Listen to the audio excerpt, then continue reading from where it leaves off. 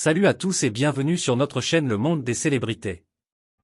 Aujourd'hui, nous embarquons pour un voyage extraordinaire à travers la vie et la carrière de Louis de Funès, l'un des acteurs comiques les plus emblématiques de l'histoire du cinéma français. Avec son énergie explosive, ses mimiques inimitables, et son sens du timing légendaire, Louis de Funès a fait rire des générations entières dans des films cultes comme Le Gendarme de Saint-Tropez, Les Aventures de Rabbi Jacob, ou encore La Grande Vadrouille. Mais derrière ces éclats de rire se cache une histoire personnelle complexe, marquée par des luttes, des tragédies, et une détermination sans faille. Comme il le disait lui-même, le rire est la plus courte distance entre deux personnes. Alors, attachez vos ceintures, car cette vidéo va vous plonger dans l'univers de Fufu, un homme qui a transformé ses épreuves en comédie universelle. Si vous aimez découvrir les coulisses des légendes du cinéma, n'oubliez pas de liker, de vous abonner, et d'activer la cloche pour ne rien manquer de nos prochaines vidéos. Louis de Funès, de son nom complet Louis-Germain David de Funès de Galarza, voit le jour le 31 juillet 1914 à Courbevoie, une ville des Hauts-de-Seine, près de Paris. Ses parents, Carlos Luis de Funès de Galarza et Léonore Soto Regras, sont originaires d'Espagne. Leur histoire commence comme un roman d'aventure, tous deux issus de milieux aisés, ils bravent l'opposition de leur famille pour vivre leur amour. Carlos, descendant d'une lignée noble liée au comte de Galarza, une famille basque, et Léonore, issue d'une bourgeoisie espagnole prospère, fuit Séville et la Galice en 1904 pour s'installer en France. Ce choix audacieux marque le début d'une vie semée d'embûches, car la transition d'un confort aristocratique à une existence modeste à Courbevoie s'avère brutale. Carlos, autrefois avocat en Espagne, se retrouve incapable de maintenir son statut social en France. Il se reconvertit comme tailleur de diamants, un métier qui offre une certaine stabilité à la famille dans un premier temps. Mais son ambition dévorante le pousse à tenter des entreprises risquées pour retrouver sa fortune perdue. Ses aventures financières, souvent extravagantes, drainent les ressources de la famille et plongent les de Funès dans une précarité croissante. Le point culminant de ce drame survient lorsque Carlos, accablé par ses échecs, simule son suicide en laissant ses chaussures, son chapeau, et un mot d'adieu près d'un canal parisien. En réalité, il s'enfuit en Amérique du Sud, espérant y reconstruire sa vie. Ce départ laisse Léonore, sa femme, dans une situation désespérée. Seule avec ses enfants, elle doit désormais subvenir à leurs besoins dans un petit appartement d'un quartier populaire de Courbevoie. Léonore, femme de caractère au tempérament ardent, devient le pilier de la famille. Autrefois habituée à un train de vie aisé, elle se retrouve à lutter pour joindre les deux bouts. À une époque où les aides sociales n'existent pas, elle doit se battre pour nourrir ses enfants. Les biographes racontent qu'elle n'hésitait pas à confronter les commerçants locaux, exigeant du crédit avec une énergie qui impressionnait autant qu'elle intimidait. Ces éclats, souvent source d'embarras pour le jeune Louis, laissent une marque indélébile sur lui. Georges Lautner, réalisateur et ami de Louis, dira plus tard, le personnage de Louis de Funès, c'est sa mère. Ses colères, ses gestes brusques, son énergie débordante, tout cela vient de Léonore. Ces traits deviendront les piliers de son style comique, transformant l'humiliation de son enfance en un humour universel. Dans ce contexte de pauvreté et d'instabilité, Louis développe un mécanisme de défense, l'humour. Dès son plus jeune âge, il découvre qu'il peut faire rire les autres, que ce soit ses camarades ou les membres de sa famille. Cette capacité à transformer l'adversité en rire devient une constante dans sa vie. Selon son biographe, Bertrand Tessier, Louis canalise son inconfort dans des plaisanteries et des mimiques, utilisant l'humour comme une armure contre les défis de sa jeunesse. Ces moments difficiles forgent non seulement sa personnalité, mais aussi son avenir de comédien. Adolescent, Louis fréquente le prestigieux lycée Condorcet à Paris, mais ses résultats scolaires sont médiocres. Distrait et peu motivé par les études, il peine à se concentrer, préférant dessiner ou jouer de la musique. Étiqueté comme un élève moyen, il abandonne finalement le lycée, renonçant à toute ambition de carrière conventionnelle. Ce choix, bien qu'audacieux, le plonge dans une période d'incertitude, où il enchaîne les petits boulots pour subvenir à ses besoins. C'est dans la musique que Louis trouve un premier refuge. Passionné de jazz, il devient pianiste dans les clubs de Pigalle, un quartier animé de Paris connu pour sa vie nocturne. Dans ses bars enfumés, il joue du piano avec talent, mais ce n'est pas tout, il commence à expérimenter la comédie physique. Entre deux morceaux, il fait des grimaces, imite des clients, ou improvise des sketchs pour amuser le personnel et les habitués. Ses premières performances, bien que modestes, révèlent son don pour divertir. Surnommé « Fufu » par ses amis, Louis parle couramment français, espagnol et anglais, une polyvalence qui enrichit son expressivité. Son temps à Pigalle, bien que marqué par des conditions de travail difficiles, est crucial pour son développement artistique. Jouant parfois 12 heures d'affilée pour une maigre rémunération, il apprend à captiver un public, même restreint. Ses soirées dans les clubs parisiens lui permettent de fusionner son talent musical avec son sens comique naissant. Il commence à comprendre que son énergie, son visage expressif, et sa capacité à improviser peuvent transformer une simple prestation en un véritable spectacle. Dans les années 1940, Louis décide de structurer son talent en s'inscrivant à l'école de théâtre Simon. Malgré sa petite taille, 1,65 m, son crâne dégarni, et son apparence peu conventionnelle, il impressionne par son énergie et son sens du timing. C'est là qu'il rencontre des figures clés comme Daniel Gélin, qui deviendra un mentor et un ami. Ces contacts lui ouvrent les portes de petits rôles au théâtre et au cinéma, bien que souvent non crédités. Son passage à l'école Simon, bien que bref, marque un tournant, il commence à envisager sérieusement une carrière d'acteur. Lorsque la Seconde Guerre mondiale éclate en 1939, Louis, alors âgé de 25 ans, est appelé à la mobilisation. Cependant, à cause de son petit gabarit, 54 kg, et d'antécédents familiaux de tuberculose, il est jugé inapte au service actif. Affecté à des tâches non combattantes, comme des travaux de terrassement, il passe d'une caserne à l'autre avant d'être stationné près de la Marne pendant la « drôle de guerre ». Toujours fidèle à son humour, il divertit ses camarades soldats avec des imitations, notamment de Maurice Chevalier, gagnant leur affection. La guerre apporte son lot de tragédies. En mai 1940, son frère Charles, mobilisé dans le 152e régiment d'infanterie, est tué lors de l'offensive allemande à Saules-les-Rethel. Ce décès marque profondément Louis, qui devient le tuteur légal de son neveu orphelin, Édouard, bien que ce dernier soit principalement élevé par sa tante. Exempté du service militaire pour raisons de santé, Louis traverse l'occupation allemande en enchaînant les petits boulots, vitrier, cireur de chaussures, gratteur de sol. Ces années de précarité renforcent sa résilience et son désir de percer dans le monde du spectacle. Pendant l'occupation, Louis trouve une certaine stabilité comme pianiste de bar.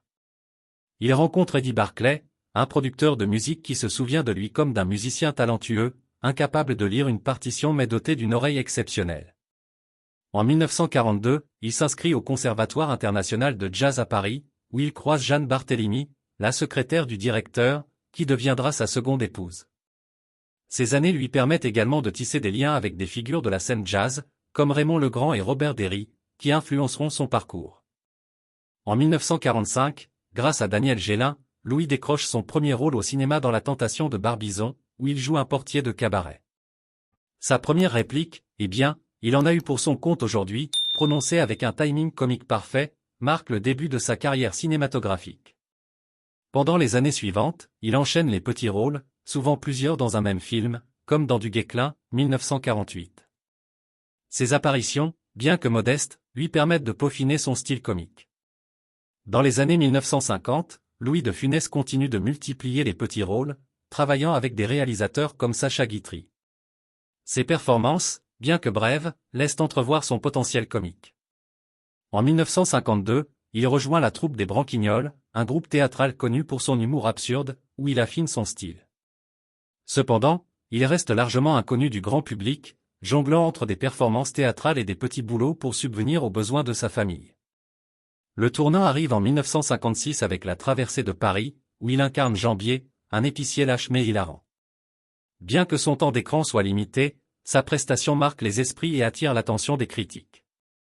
Ce rôle préfigure les personnages colériques et excentriques qui feront sa renommée. En 1957, il décroche son premier rôle principal dans Comme un cheveu sur la soupe, qui lui vaut le Grand Prix du rire. Le film Ni vu, ni connu, 1958, où il joue un braconnier astucieux, consolide sa réputation. François le qualifie alors des « acteurs le plus drôle de France ». En 1959, Louis explose sur scène avec la pièce Oscar, où il livre une performance mémorable en employé de banque irascible. Ce succès théâtral, qui attire les foules à Paris, marque un tournant dans sa carrière. Il commence à être reconnu comme un acteur comique d'exception, capable de transformer des situations banales en moments hilarants grâce à son énergie et ses mimiques. En 1963, Pouf Pouf lui permet de développer son personnage signature, un homme colérique, autoritaire, mais comiquement dépassé par les événements. Sa collaboration avec le réalisateur Jean Giraud dans les séries Le Gendarme et Fantomas dans les années 1960 le propulse au rang de superstar. Des films comme Le Gendarme de Saint-Tropez, 1964, et Fantomas, 1964, deviennent des succès au box-office, et Louis de Funès s'impose comme l'acteur comique numéro 1 en France. En 1967, il achète le château de Clermont, un refuge où il échappe à la pression de la célébrité. Louis épouse Germaine Carroyer en 1936, et ils ont un fils, Daniel, en 1937. Mais leur mariage s'effondre en 1942, après seulement 3 ans. Daniel grandit loin de son père, et leur relation reste distante, marquée par des visites sporadiques et secrètes.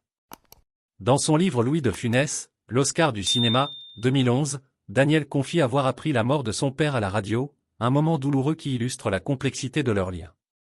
En 1943, Louis épouse Jeanne Barthélemy, avec qui il aura 2 fils, Patrick, 1944, et Olivier, 1949. Jeanne joue un rôle central dans sa carrière, négociant ses contrats et apparaissant même dans certains films, comme Nous irons à Deauville, 1962. Autoritaire mais dévoué, Louis est un père impliqué, encourageant notamment Olivier à jouer dans des films comme Fantomas se déchaîne, 1965. Cependant, Olivier choisit finalement une carrière de pilote de ligne, s'éloignant du monde du cinéma. Malgré son image de clown jovial, Louis de Funès est un homme réservé en privé. Timide et économe, il préfère jardiner dans son château plutôt que de participer à des soirées mondaines. Cette discrétion lui vaut parfois le mépris de certains collègues, qui le trouvent distant. Sa liaison supposée avec Macha Béranger dans les dernières années de sa vie ajoute une autre facette à sa personnalité complexe, partagée entre son dévouement à sa famille et ses luttes intérieures. Dans les années 1970, Louis de Funès est au sommet de sa carrière, mais sa santé commence à décliner. En 1973, Les aventures de Rabbi Jacob, un film abordant des thèmes comme le racisme et la tolérance, est un succès retentissant, mais sa sortie coïncide avec la guerre du Yom Kippour, entraînant des tensions et une protection policière pour l'acteur. En 1975, il subit 2 crises cardiaques, qui le forcent à ralentir. Hospitalisé pendant 2 mois, il trouve du réconfort dans le jardinage et les promenades au château de Clermont. Déterminé à poursuivre sa carrière, Louis revient avec des films comme L'aile ou la cuisse, 1976, et Le gendarme et les extraterrestres, 1979, mais sous surveillance médicale. Son style comique, autrefois explosif, devient plus mesuré. En 1980, il reçoit un César pour l'ensemble de sa carrière, une reconnaissance de son impact sur le cinéma français. Cependant, il se retire progressivement, épuisé par la répétitivité de ses rôles. En 1982, Louis joue dans Le gendarme et les gendarmettes, mais sa fatigue est évidente. Il caresse l'espoir de reprendre Oscar au théâtre et d'adapter Morticole de Léon Daudet. Il rencontre également Christian Fechner, qui envisage un film avec Coluche, inspiré du succès de L'aile ou la cuisse. Lors d'une soirée au théâtre du Splendid en janvier 1983, Louis impressionne la jeune génération d'acteurs avec une improvisation hilarante, prouvant que son talent reste intact. En janvier 1983, après un séjour en montagne, Louis retourne à son château du Cellier. Le 27 janvier, il se sent épuisé et succombe à une crise cardiaque. Transporté à l'hôpital universitaire de Nantes, il décède le lendemain à 20h30, à l'âge de 68 ans. Sa mort choque la France entière, et les médias, comme Le Parisien et Presse Océan, consacrent leurs unes à cet événement tragique. Plus de 3000 personnes assistent à ses funérailles au Cellier, témoignant de son immense popularité. Des personnalités comme Valéry Giscard d'Estaing, Jacques Lang, et Pierre Mauroy rendent hommage à Louis de Funès, soulignant son génie comique et son universalité. Michel Galabru, son partenaire dans Le gendarme, le décrit comme un frère, tandis que le public pleure la perte d'un homme qui a fait du rire un article. Sa tombe, face au jardin de son château, devient un lieu de recueillement pour ses admirateurs. Alors que nous refermons ce voyage à travers la vie de Louis de Funès, une chose est claire, cet homme, avec son 1,65 m, son visage expressif et son énergie débordante, a laissé une empreinte indélébile sur le cinéma et sur les cœurs de millions de spectateurs. De ses débuts modestes dans les ruelles de Courbevoie à son statut de superstar du cinéma français, Louis de Funès a transformé les épreuves de sa vie en un art universel, le rire. Comme il le disait si bien, le rire est la plus courte distance entre 2 personnes, et à travers ses films, il a construit des ponts entre les générations, les cultures et les frontières. Mais au-delà des éclats de rire et des mimiques hilarantes, son parcours est une leçon de résilience, de passion et de persévérance face à l'adversité. Revenons un instant sur ce qui rend Louis de Funès si spécial. Né en 1914 dans une famille marquée par la précarité, il a grandi dans l'ombre des luttes financières et des drames familiaux. L'abandon de son père, Carlos, qui simula sa mort pour fuir en Amérique du Sud, et la combativité farouche de sa mère, Léonore, ont forgé en lui une sensibilité unique. Ces moments d'humiliation, où il voyait sa mère confronter les commerçants pour obtenir du crédit, auraient pu le briser. Mais Louis a choisi une autre voie, il a transformé la douleur en humour, utilisant ses talents pour divertir et apaiser. Dès son adolescence, il découvrait qu'un sourire ou une grimace pouvait désamorcer les tensions, captiver un public, et lui offrir une échappatoire aux défis de sa jeunesse. Cette capacité à trouver de la lumière dans l'obscurité est devenue le cœur de son génie comique. Sa carrière, longue et sinueuse, est un témoignage de sa ténacité. Pendant des années, Louis a enchaîné les petits boulots pianiste de bar, vitrier, cireur de chaussures tout en poursuivant son rêve d'acteur. Ses débuts au cinéma, dans des rôles minuscules comme celui du portier dans La Tentation de Barbizon en 1945, étaient loin de présager la gloire. Pourtant, chaque apparition, aussi brève soit-elle, portait la marque de son talent, un sens du timing impeccable, une expressivité débordante, et une énergie qui crevait l'écran. Ce n'est qu'à la fin des années 1950, avec des films comme La Traversée de Paris et Comme un cheveu sur la soupe, qu'il a commencé à se faire un nom.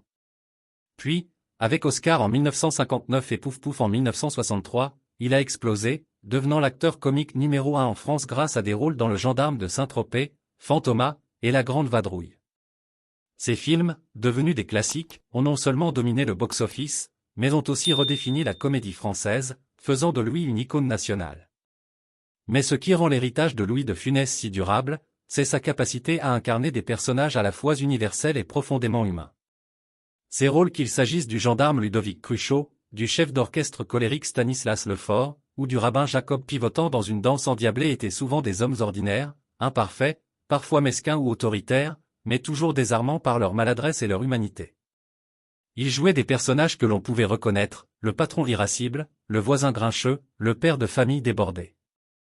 Pourtant, grâce à son génie comique, il transformait ces archétypes en figures attachantes, capables de provoquer des éclats de rire même dans les situations les plus absurdes. Ses mimiques, ses colères exagérées, et ses regards furtifs étaient comme une chorégraphie, un langage universel qui transcendait les barrières linguistiques. C'est pourquoi ces films continuent d'être regardés, non seulement en France, mais dans le monde entier. Alors, maintenant, c'est à vous de nous dire, quel est votre film préféré de Louis de Funès? Est-ce Le Gendarme de Saint-Tropez, avec ses gags intemporels? La Grande Vadrouille, pour son duo légendaire avec Bourvil? Ou peut-être L'aile ou la cuisse, où il partage l'écran avec Coluche? Partagez vos souvenirs, vos scènes favorites, ou même une anecdote personnelle liée à ces films dans les commentaires. On adore lire vos histoires, et elles nous aident à créer encore plus de contenu pour vous. Si cette vidéo vous a plu, donnez un gros pouce bleu, abonnez-vous à la chaîne, et activez la cloche pour ne pas manquer nos prochaines plongées dans la vie des légendes du cinéma. Merci de nous avoir accompagnés dans cette aventure, et à très bientôt pour une nouvelle histoire qui, on l'espère, vous fera rire et rêver autant que Louis de Funès l'a fait pour nous tous.